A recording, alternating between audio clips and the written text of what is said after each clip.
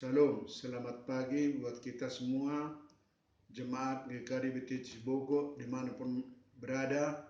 Hari ini tanggal 5 April 2020, kita beribadah di rumah kita masing-masing secara online. Karena kita taat pada Tuhan, taat kepada pemerintah kita,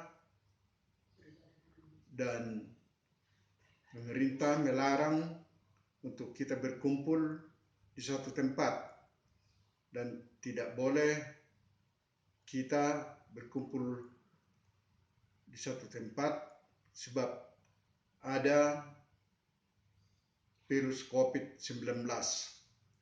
Karena itu saudaraku, kita mau beribadah. Mari kita berdoa. Oh Bapa di surga, Bapa yang kami sembah dan yang kami kenal di dalam nama Yesus Kristus, Tuhan dan Juru Selamat kami yang hidup, kami mengucap syukur ya Bapa atas kasih setiamu dalam hidup kami.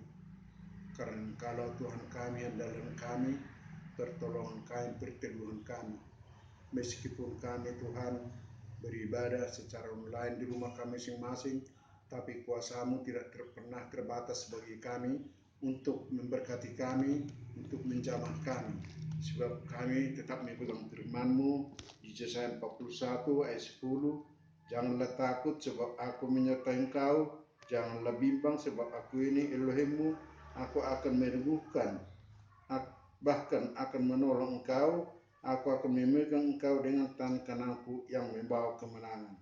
Firman-Mu inilah Tuhan yang meneguhkan hati kami, menguatkan iman percaya kami kepada Tuhan, bahwa Engkaulah Tuhan kami yang tidak pernah membiarkan kami dan tidak pernah meninggalkan kami. Terima kasih Bapa, ini kami beribadah kepada Tuhan. Biarlah jamahan-Mu, urapan-Mu Kau nyatakan bagi kami. Biarlah kuasa Roh-Mu yang kudus menyelimuti setiap hati kami, sehingga hati kami tetap tertuju kepada Tuhan. Terima kasih Bapa, biarlah kami boleh dengar-dengaran dengan Engkau, dengar-dengaran dengan firman-Mu. Biarlah setiap firman-Mu yang kami dengar nanti Tuhan, itu boleh membentuk kami seturut dengan kehendak Tuhan, bukan seturut dengan kehendak kami. Terima kasih Bapa, terima kasih. Ini kami memulai ibadah kami, jadilah ibadah kami di dalam nama Bapa, dengan Putra-Mu yang tunggal, Yesus Kristus Raja Gereja, dengan persekutuan Roh-Mu yang kudus, kami berdoa mengucap syukur, haleluya. Sama-sama orang percaya mengatakan amin. Shalom Bapak Ibu Saudara yang dikasih Tuhan. Selamat hari Minggu, selamat bertemu kembali walaupun kita tidak secara langsung bertatapan muka, tapi saya percaya kasih Tuhan, Roh Tuhan menaungi setiap kita sehingga kita boleh bersuka cita bersama-sama. Hari ini kita mau tetap memuji Tuhan, kita mau beribadah bersama. Kita mau angkat satu pujian ini, beri puji, beri hormat. Karena hanya bagi Yesus yang duduk di tahta, berkuasa dan mulia, kita mau angkat pujian ini.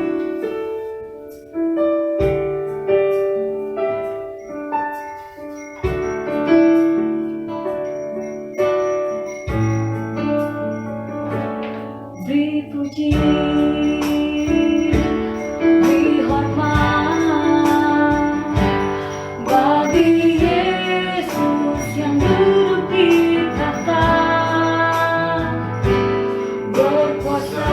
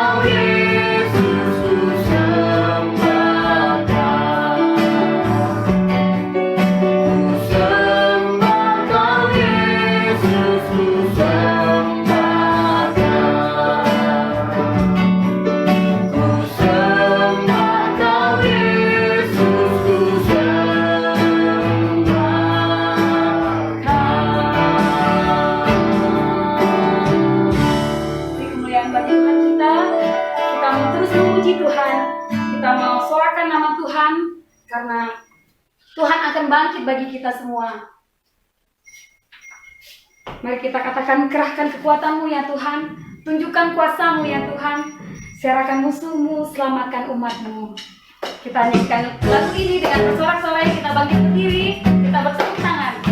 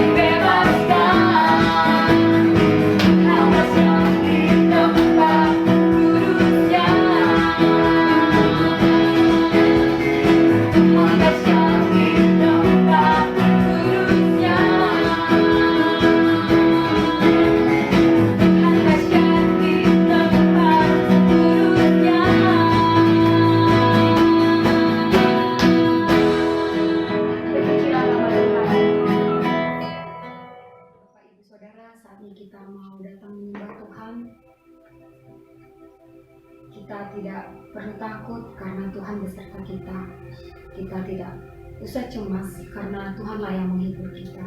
Kita mau menyanyikan lagu ini sambil kita terus berharap kepada Tuhan menyembah Dia.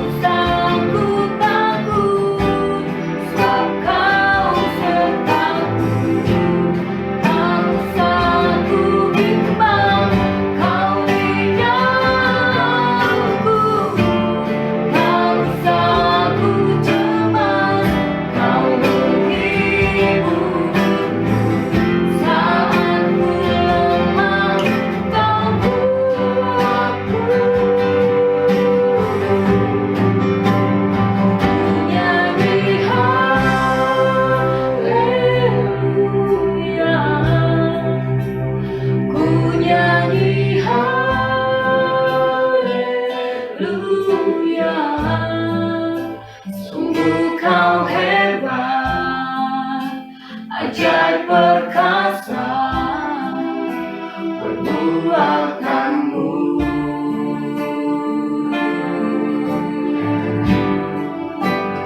Ku nyanyi haleluya,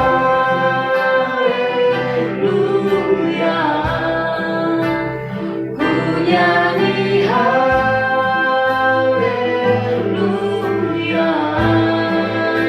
Sungguh kau hebat, ajaib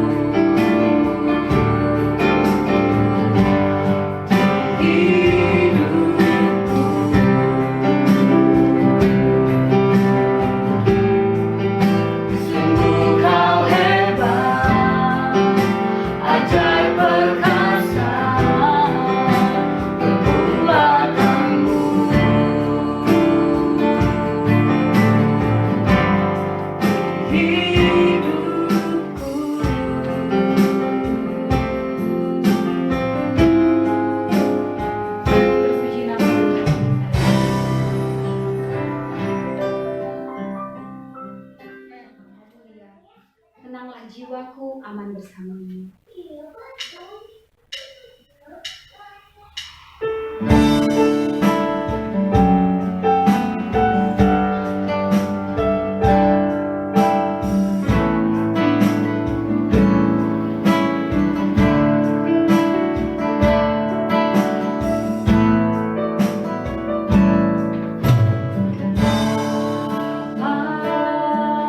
Kau setia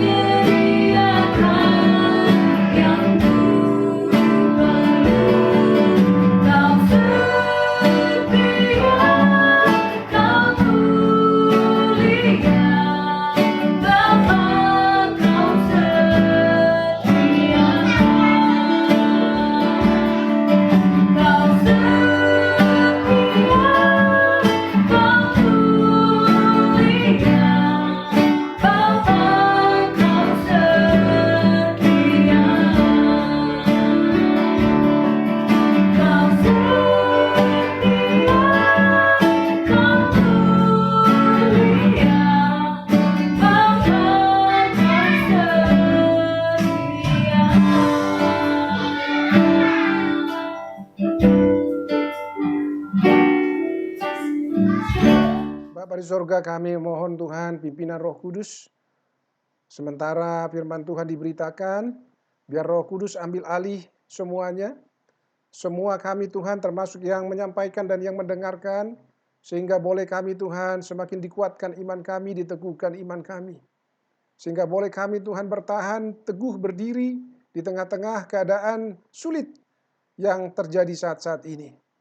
Sekali lagi kami mohon Tuhan pengurapan khusus dari Roh-Mu yang kudus atas kami semuanya. Dalam nama Tuhan Yesus Kristus kami berdoa, haleluya. Amin. Salam. Sekarang tanggal 5 April 2020. Saya sedikit mengulangi apa yang pernah saya sampaikan renungan pada tanggal 22 Maret tahun 2020, yaitu 2 minggu yang lalu. Ya, saya mengambil ayat firman Tuhan dari 2 Tawarik 7 ayatnya yang ke-13 sampai 14. Pada saat itu sangat jelas dikatakan doa daripada Salomo, permohonannya kepada Tuhan. Dan Tuhan menjawab doa Salomo. Dan doa itu masih berlaku sampai saat ini. Karena firman Tuhan jelas mengatakan bahwa firman Tuhan itu kekal. Dia tidak pernah berubah dahulu, sekarang, sampai selama-lamanya. Jadi kalau pada saat zaman Salomo Tuhan berjanji, maka janji itu juga berlaku bagi kita saat ini.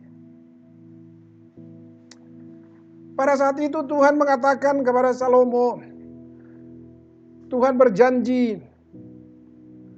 kalau suatu ketika nanti hujan tidak datang di muka bumi. Dan yang kedua, kalau terjadi pada saat itu ada belalang yang luar biasa memakan hasil bumi, sehingga habis sedemikian itu. Dan yang ketiga, kalau terjadi wabah sakit penyakit di muka bumi, ada penyakit sampar atau sakit penyakit menular, dan ada umat Tuhan yang datang merendahkan diri dan berdoa mencari wajah Tuhan, dan berbalik dari jalan-jalannya yang jahat, maka Tuhan berjanji bahwa Dia akan mendengarkan doa umatnya dan mengampuni dosa umatnya dan akan memulihkan keadaan umatnya, memulihkan negeri mereka, memulihkan semuanya, ekonomi mereka dipulihkan oleh Tuhan. Dan minggu yang lalu, tanggal 29 Maret, saudaraku, saya menyampaikan renungan firman Tuhan hampir sama dengan minggu sebelumnya mengenai merendahkan diri. Tapi yang pertama adalah merendahkan diri di hadapan Tuhan. Dan yang kedua ini, hari Minggu yang lalu merendahkan diri di hadapan pemerintah. Ini sangat penting, saudaraku, diambil renungan waktu itu dari Roma 13 ayat yang pertama sampai ayatnya yang kedua. Di sana berkata bahwa setiap orang harus takluk kepada pemerintah yang ada di atasnya. Dan pemerintah itu adalah ditetapkan oleh Allah. Dan tidak ada pemerintah yang tidak berasal dari Allah. Dan kalau ada orang atau sekelompok orang yang melawan pemerintah, berarti mereka melawan ketetapan Allah. Dan orang yang melakukannya akan mendapatkan hukuman atas dirinya sendiri. Jadi saudaraku, kalau kita berkata, kita mau taat tunduk kepada Allah, berarti segaris dengan kita harus tunduk kepada pemerintah. Kalau kita tidak tunduk kepada pemerintah, tapi kita berkata kita tunduk kepada Allah, berarti itu sama dengan orang itu pendusta. Karena bagaimana kita bisa tunduk kepada Allah yang tidak kelihatan.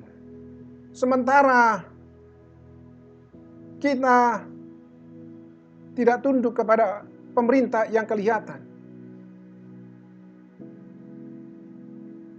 Jadi oleh karena itu saudaraku, minggu yang lalu saya himbau supaya kita mengikuti apa yang menjadi anjuran pemerintah.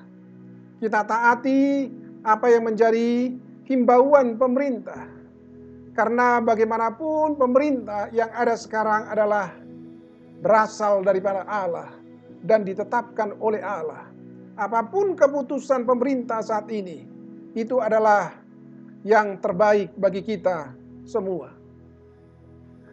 Saudara-saudara yang terkasih, mari kita lihat firman Tuhan untuk renungan kita minggu ini. Saya ambil dari Bilangan 21 ayatnya yang keempat sampai ayatnya yang ke-9. Bilangan 21 ayatnya yang keempat sampai ayatnya yang ke-9.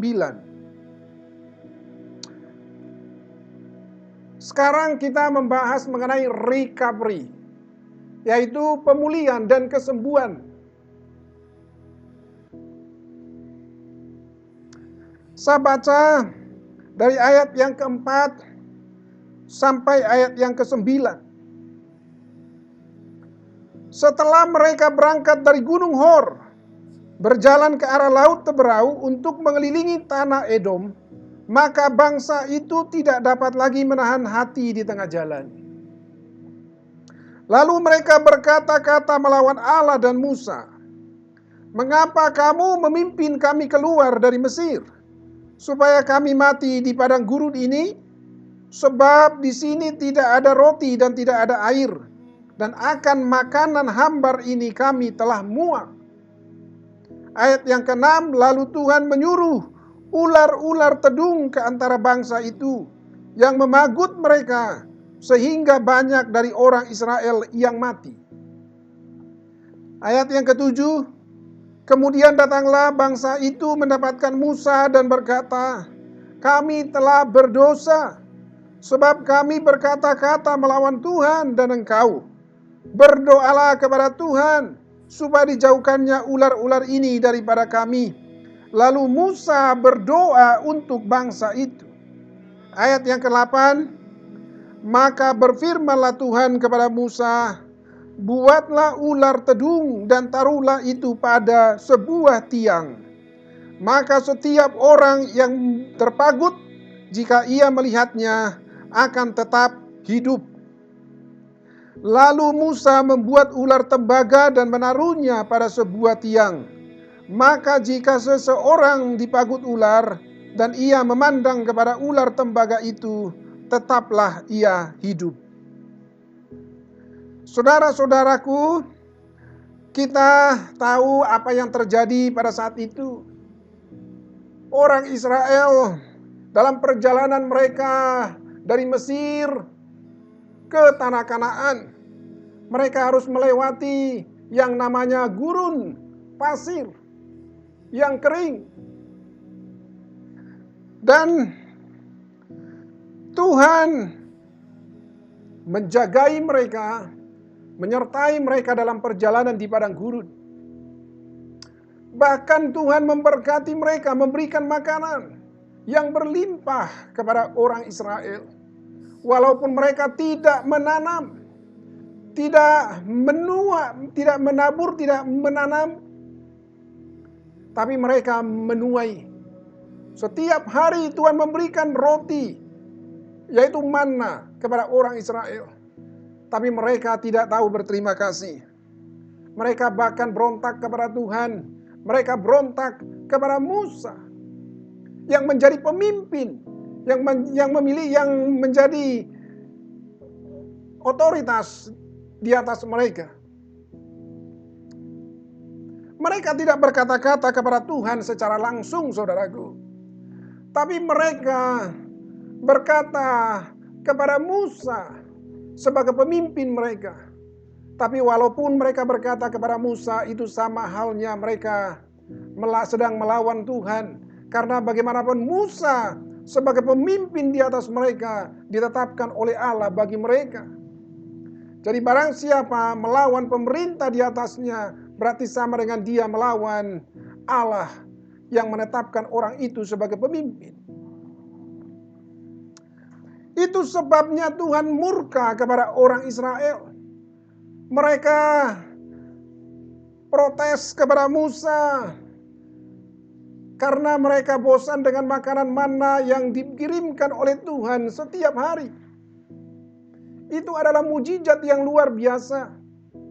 Mereka bisa makan mana yang Tuhan kirimkan setiap hari kepada mereka.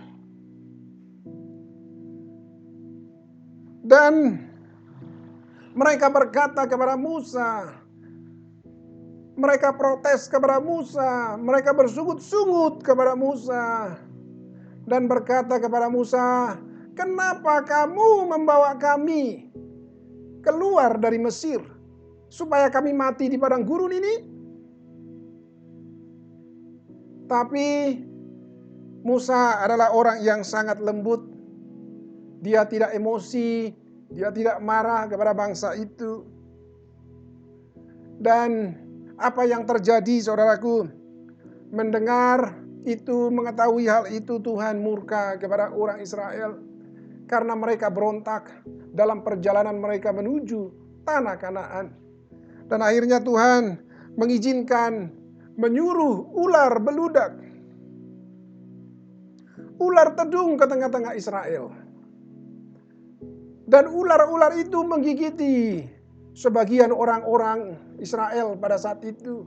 Dan banyak mati. Banyak yang meninggal dari antara mereka karena dipagut ular. Tapi karena tulah yang demikian luar biasa di tengah-tengah orang Israel, akhirnya orang Israel datang kepada Musa dan berkata, "Kami sudah berdosa kepadamu, kami sudah berdosa kepada Tuhan. Oleh karena itu mohonkanlah belas kasihan Tuhan, berdoalah kepada Tuhan supaya dijauhkan ular-ular tedung ini daripada kami." Akhirnya Musa berdoa kepada Tuhan. Dan kita tahu doanya dijawab oleh Tuhan. Karena orang Israel pada saat itu sudah mengakui dosa mereka. Mereka menyesal dengan sikap mereka. Tuhan mendengar doa Musa dan ular-ular itu dijauhkan dari mereka. Tapi caranya Tuhan sangat tidak masuk akal. Dan ketika Musa berdoa kepada Tuhan, Tuhan menjawab doanya. Tuhan berkata kepada Musa supaya membuat ular tembaga dan menaruhnya di atas sebuah tiang. Lalu Musa taat kepada Tuhan, dia buat ular tembaga seperti yang diperintahkan oleh Tuhan. Lalu dia taruh ular tembaga itu di atas sebuah tiang. Dan setiap orang yang digigit oleh ular beludak, ular tedung itu yang sangat berbisa, kalau dia memandang kepada ular tembaga yang dibuat oleh Musa itu, maka orang itu tidak akan mati, melainkan tetap hidup. Tidak masuk akal, saudaraku, orang yang digigit ular hanya memandang kepada ular tembaga yang ditaruh di atas tiang. Secara ilmu medis tidak bisa diterima. Bagaimana bisa mungkin hanya memandang kepada ular tembaga, maka orang yang digigit ular dia akan sembuh. Tapi semua orang Israel yang digigit ular, mereka taat kepada Musa. Mereka memandang kepada ular tembaga itu dan mereka mengalami kesembuhan luar biasa, mujizat yang Tuhan kerjakan kepada orang Israel. Kalau kita lihat, saudaraku, bahwa perjanjian lama itu adalah bayangan daripada apa yang akan terjadi di masa mendatang.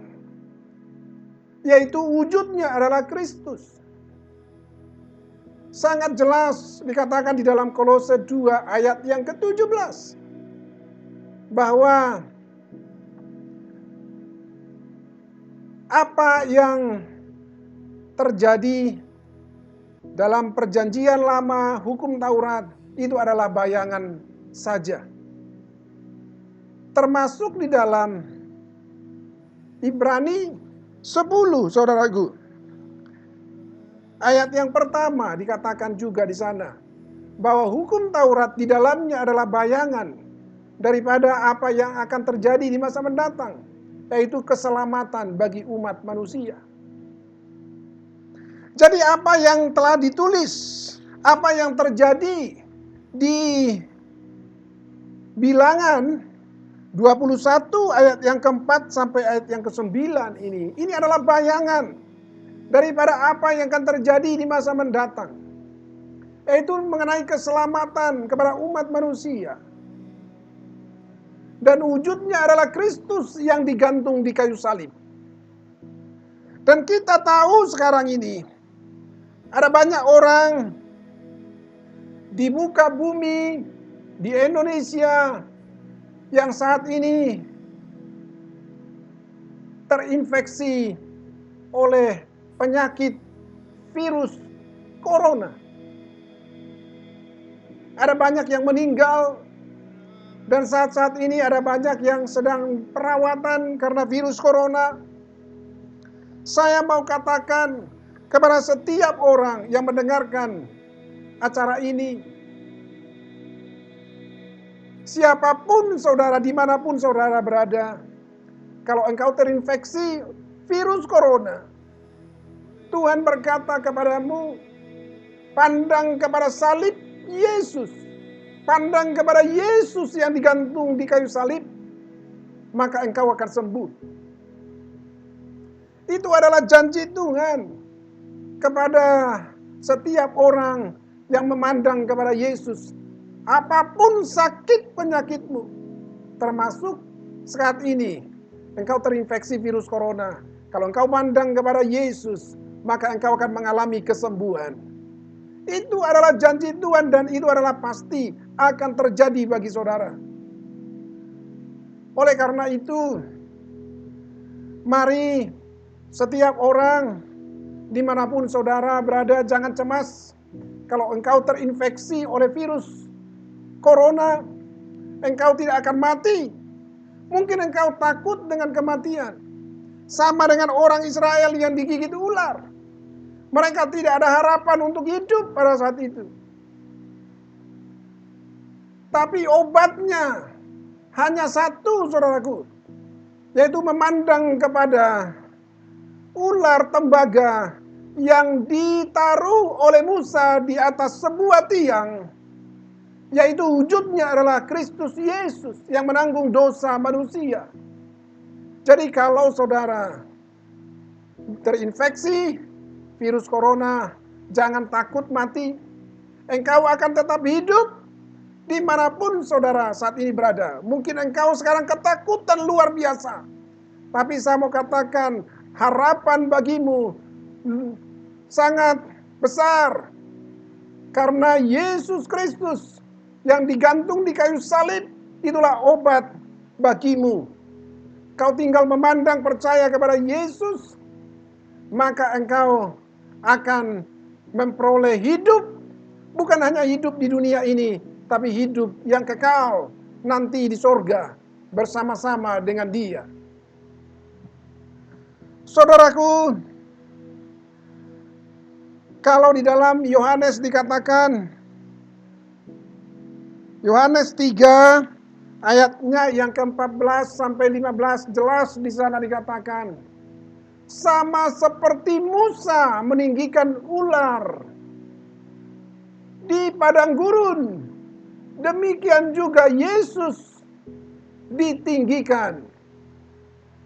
Yaitu ditinggikan, disalibkan, artinya dibunuh Dia. Dan barang siapa yang percaya kepada Yesus, maka dia akan tetap hidup walaupun dia saat ini sudah di ujung kematian. Saudaraku yang kekasih, ini adalah recovery, pemulihan, kesembuhan yang Tuhan berikan kepada umat manusia. Itu berlaku sampai saat ini. Karena semua sakit penyakit manusia sudah ditanggung di dalam tubuh Tuhan Yesus. Dia sudah tanggung semuanya, sudah selesai, sudah tuntas, sudah finish dia katakan. Jadi kalau engkau percaya kepada Tuhan Yesus, maka engkau akan sembuh. Engkau akan sembuh. Engkau akan pulih. Karena Yesus Kristus sudah menanggung segala sakit penyakitmu itu di kayu salib. Haleluya, haleluya. Mari kita tutup ibadah kita. Mari kita berdoa, saudaraku. Mari kita naikkan doa syafaat kita kepada Tuhan. Bapa di sorga, kami mengucap syukur karena Engkau Tuhan kami, Tuhan yang baik. Tuhan yang menepati janji-Mu, yang tidak pernah ingkar janji kepada umat-Mu. Sekali Engkau berjanji kepada umat manusia, maka Engkau akan menepati janji-Mu itu. Karena Engkau adalah Tuhan yang setia. Oleh karena itu kami memohon Tuhan, belas kasihan-Mu sesuai dengan firman Tuhan di dalam 2 Tawarik 7 ayatnya yang ke-13 sampai 14. Tuhan berjanji bahwa Tuhan akan memulihkan negeri kami. Saat ini kami memohon Tuhan belas kasihan-Mu sesuai dengan janji Tuhan kepada umat-Mu. Kalau saat-saat ini, akhir-akhir ini Tuhan, ada wabah sakit penyakit menular, yaitu virus corona yang merajalela di seluruh dunia. Kami mohon Tuhan Yesus, supaya boleh kiranya Tuhan setiap orang yang memandang kepadamu, biarlah boleh Tuhan Engkau nyatakan mujizat, sehingga boleh terjadi kesembuhan, terjadi pemulihan atas mereka yang saat ini terinfeksi virus corona, dimanapun mereka berada saat ini. Tuhan kami mohon belas kasihan Tuhan untuk bangsa kami. Mungkin bangsa kami Tuhan ada banyak melakukan hal-hal yang menyakiti hati Tuhan. Ada banyak hal-hal kejahatan yang dilakukan di tengah-tengah bangsa kami. Kami mohon Tuhan ampuni bangsa kami. Ampuni bangsa kami Tuhan. Belas kasihani bangsa kami Tuhan. Demikian juga untuk umat manusia di muka bumi. Ada banyak mungkin yang melakukan kejahatan. Tuhan kami mohon belas kasihan-Mu untuk umat manusia di muka bumi ini. Janganlah Tuhan Engkau Tuhan menghancurkan sedemikian itu manusia seperti pada saat di Sodom dan Gomora. Tapi Tuhan kami mohon belas kasihan-Mu, selamatkanlah Tuhan penduduk bumi dari virus corona yang saat ini merajalela Tuhan di muka bumi. Tolonglah Tuhan, ampunilah dosa semua umat manusia di muka bumi. Belas kasihanilah Tuhan, karena umat-Mu yang ada di tengah-tengah dunia ini, yang memohon belas kasihan Tuhan, yang berdoa kepada Tuhan, yang merendahkan diri kepada Tuhan, yang mencari wajah Tuhan. Oh Tuhan, terima kasih Bapa.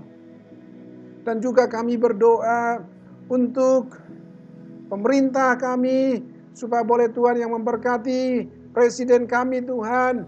Engkau Tuhan yang memberikan dia Tuhan untuk kami sebagai presiden. Engkau yang menetapkan dia Tuhan menjadi presiden, menjadi pemimpin atas bangsa kami. Kami mohon Tuhan belas kasihan-Mu. Tuhan tolong dia, beri hikmat kepada dia untuk boleh menjalankan roda pemerintahan dengan baik. Beri kepada dia Tuhan otoritas, hikmat dari Tuhan, kebijaksanaan.